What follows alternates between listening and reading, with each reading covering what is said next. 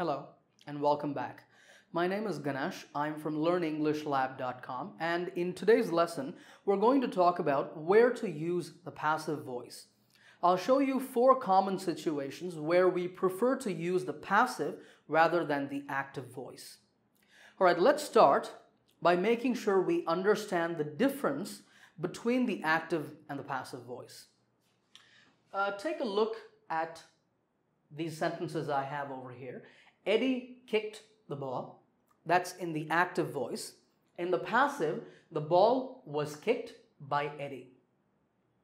Now, notice that both of these sentences are saying the same thing. That is, the meaning is the same. It's just the expression that's different. We're going to split these sentences into 3 parts called the agent, the action, and the receiver. I'll explain to you what these mean. Let's start with the action. In both of these sentences, the action is kick. So the basic verb is kick.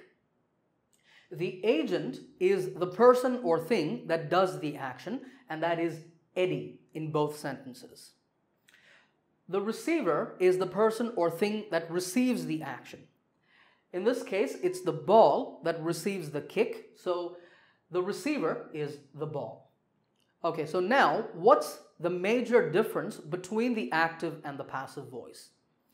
Well, if you look at the active voice sentence, you see that the sentence starts with the agent, and the receiver is all the way at the end or in the background of the sentence. So we can say that in an active voice sentence, the major focus is the agent, while in the passive voice sentence, the focus is the receiver.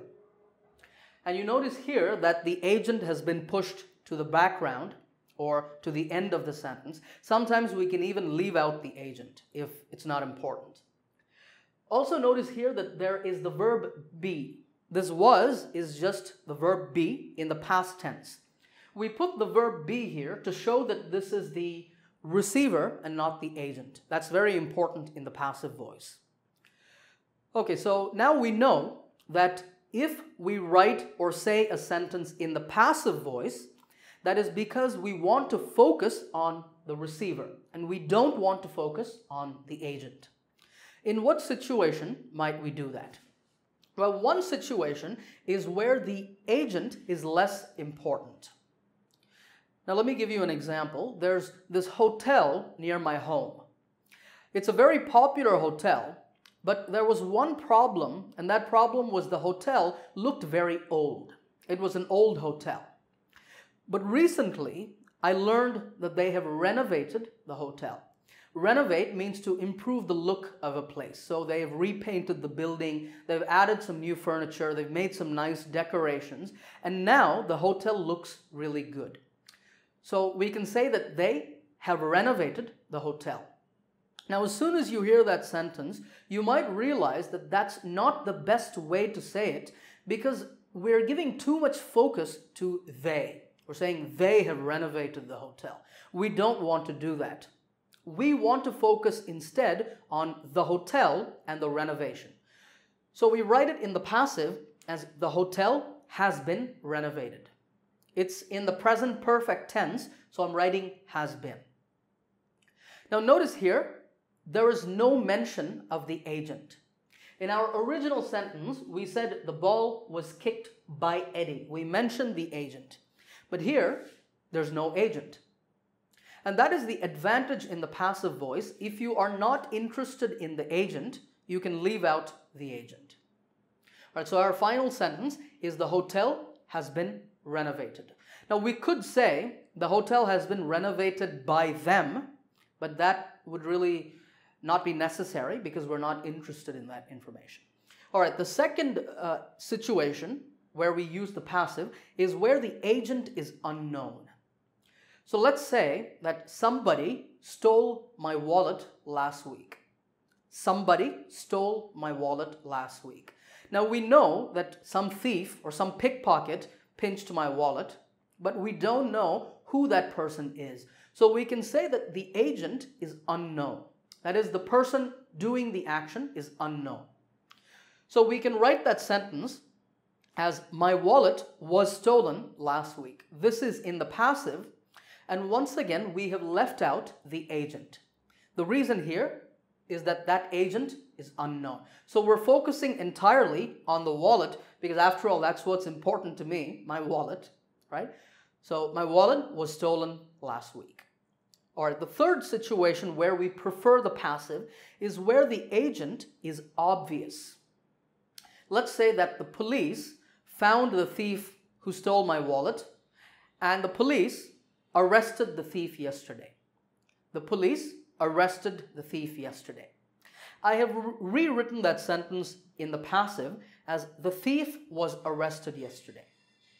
Now obviously this sentence focuses on the thief, but also when I tell you the thief was arrested yesterday, you know immediately that it was done by the police because only the police can arrest people. So there's no need to mention the police here. That's why we're saying that the agent is obvious. That means the agent is clear and anyone hearing the sentence can immediately guess who did the action. So we can leave out the agent and we can write the sentence in the passive voice when the agent is obvious. All right, the final situation where we often prefer to use the passive is when we want to develop a topic. This is when you have two or more sentences that talk about the same topic. Like in this example, Harry Potter is a fantasy novel. J.K. Rowling wrote it. It refers to Harry Potter. Now we are interested in the second sentence. In the second sentence, J.K. Rowling is the agent, wrote is the action, and it is the receiver, that is Harry Potter. But there's a problem with this second sentence. And the problem is that when you read the two sentences together, it sounds like you're changing the topic. In the first sentence, we're saying Harry Potter is a fantasy novel. We're focusing on Harry Potter. But when we come to the second sentence, suddenly we're saying J.K. Rowling. And J.K. Rowling wrote it. That causes, it can throw off your listener a little bit. So it would be better to write this sentence in the passive so that we can focus on Harry Potter. So let me rewrite this sentence. All right, and there it is. It was written by J.K. Rowling. Now read the two sentences together. Harry Potter is a fantasy novel. It was written by J.K. Rowling. Notice in this sentence, or in this case, we're flowing smoothly from the first sentence to the second sentence. We're keeping the topic the same. That is a very important use of the passive voice. All right, before we end this lesson, I want to tell you quickly where not to use the passive voice. Now, we saw these four situations where we prefer the passive. But in some cases, you can only use the active voice. You cannot use the passive. Remember that the agent-receiver relationship is very important for passive sentences. But some sentences have no receiver. How is that possible, you might think? Doesn't every sentence have a receiver? Well, not necessarily. When I say, I'm happy, there's no receiver in that sentence. Or if I say, the baby cried, again, there's no receiver. So for sentences like that, there is no passive voice. You can only use the active voice. Now, if a verb does not have a receiver, like cry, laugh, am, like I'm happy, etc., then we call that verb, we call it an intransitive verb. That's a verb that has no object or receiver. The passive voice is only possible for transitive verbs, that is, verbs that take an object, like kick, steal, arrest, write, etc. So that's very important to keep in mind. Also keep in mind that we use the passive voice more in writing and less in speech. So if we're talking, it's natural to use the active voice. So I might say, hey, guess what? They've renovated the hotel. They have renovated the hotel. That's an active voice sentence. Or, someone stole my wallet last week. That's also perfectly natural to say. Or, hey, you know what? The police arrested the thief yesterday. That is in the active voice, and in speech, it's very common to do that. So remember just that difference.